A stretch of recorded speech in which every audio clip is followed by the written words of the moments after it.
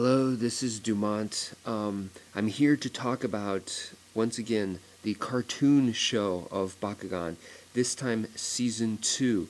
Season 2, New Vestroia. When I first watched the show, probably the first episode, episode 1, I was hoping they were going to change the theme song and they didn't, so that was already a letdown, and I was like, great, that's already a bad start, type of thing. So I wasn't expecting a whole lot.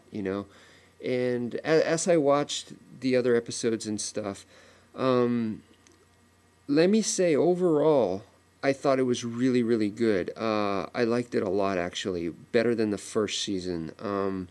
The story overall is what really works for me. The only hole in the story that I did not like, one major thing in the story that I just couldn't stand, the whole, they have to go to another planet, and Dan and, the brawlers that we know become, they join the resistance group, right, led by Mira, and they are actually, by the time they go over there, they're known as like legends and stuff, and they're all like, wow, you're Dan, and all that.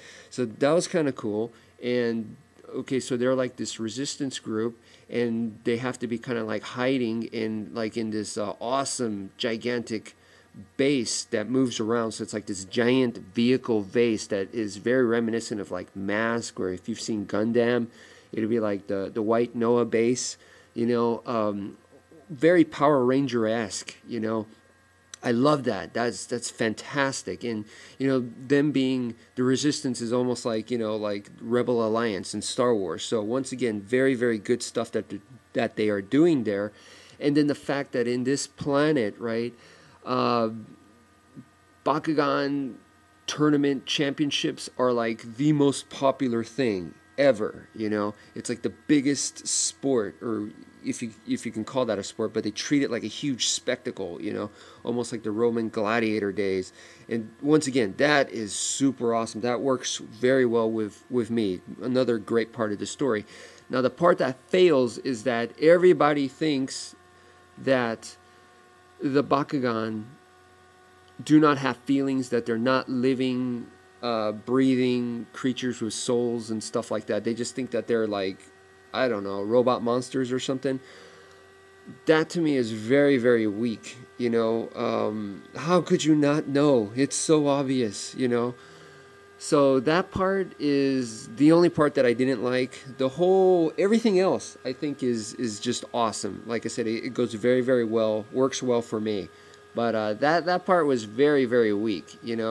The only way that the average person wouldn't be able to figure that out, I guess, is if they're like under a total totalitarian government rule, almost like Nazi Germany or something, and the regular public are not allowed to own Bakugan, and everyone else is like completely controlled by the government. All the media, everything is edited, and it would have to be something like that for the general public to not understand that. But then again, I look at this society that we live in today, and there's some people that feel that animals don't have souls, or animals don't feel, which is like, it's ridiculous. But, I guess if there are people like that here, whatever. But anyway, that's pretty sad. Okay, so moving along, let's go into the characters, the evil characters, the villains in this show, the bad team. I love how they look like rock stars. They're basically, because the whole tournament thing, the Bakugan tournament is so popular, is so huge on this planet. They're like, it would be like a UFC star. It would be like the world champion of WWE wrestling, or NBA, or they're super sports star type athletes, So, they look like rock stars, treat it like rock stars, they treat it like gods, and I think that's cool, not that I support that kind of behavior, but I think that's cool, the way they dress and everything, the way they act, it goes well with that kind of character, with those characters that Bakugan villains in this show. The way they dress is awesome. Okay, so on top of that, they're Bakugans,